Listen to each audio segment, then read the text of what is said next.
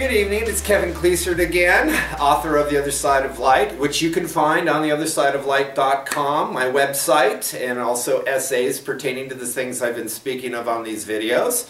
Hope you take a peek at it, find some interesting information to back up what I've been saying on the videos. Anyway, kudos to all you out there that have moved your money from Bank of America into a community bank or a credit union. I've been seeing a lot of activity from other video sources at this point, so let's keep the groundswell going. Go after these guys. Another thing I wanted to talk about tonight specifically was the upcoming federal elections. We're going to be electing a new president next year, along with 33 senators and all of our congressmen from the House of Representatives. Last cycle in 2008, when we elected Obama, we spent over $5 billion to elect these same officials. It worked out to about $11 million per win. And you think professional sports are paid well, look at what these people generated out of corporate generosity in 2008. This year you can be pretty well assured it'll probably be $7 to $8 billion. So it's a real cottage industry. But my point is, how many of these people would you vote for if you had a choice to vote for somebody you actually liked, who actually would make a difference? Because guess what? Every one of these people come out of the same political machine. Doesn't matter Republican or Democrat. Doesn't matter if it's Mitt Romney, Michelle Bachmann, President Obama, Perry, Ron Paul. They're all career politicians, which is something our Constitution was trying to avoid. We did not want to create an aristocracy of government in this country. Well, that's what we've got. So, but you people are just as responsible for bringing these people into our lives every cycle.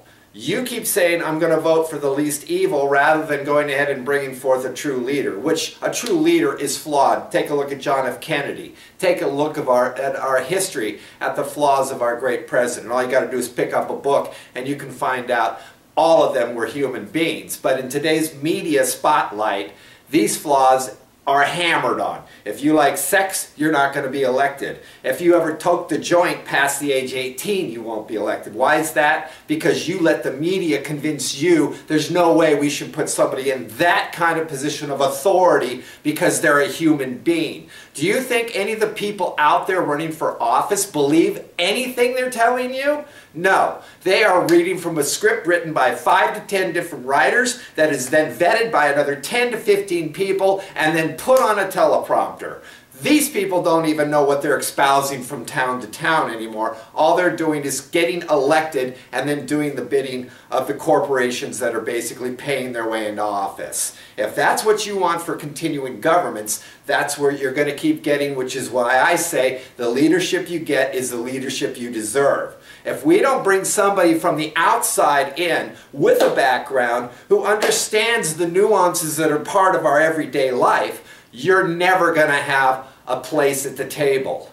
So I say let's find somebody on the internet. Let's elect somebody from the internet this time. Somebody with small business experience who understands spreadsheets as well as the gossip on the shop floor. Let's find somebody that actually did raise a family and you can track that growth, look at all those kids and go, wow, this guy actually does understand family values. Somebody that doesn't lean on a religion to go ahead and bring in a certain section of the population to vote for them. Religion's got nothing to do with governance. It belongs nowhere in governance. So, why don't we find a real human being? He might actually, or she might actually like sex. She may or may not have toked a joint. Just because a glass of scotch seems to be the example of virality in our society doesn't mean somebody that toked on a joint can't get the job done better than the fools we've got right now. So you've got to broaden your horizon. You've got to start thinking outside of the box and going, I don't mind this person's flawed because what he's saying makes sense, or what she's saying makes sense. So that's the goal that I see in front of us today. We got a year to figure this out, or I guarantee you it's going to be Romney and Obama. And Obama wins because no Christian's going to ever vote for a Mormon. So those are your two opportunities. Are you satisfied with either one of those? If not, you better get off your butt and try to find somebody else.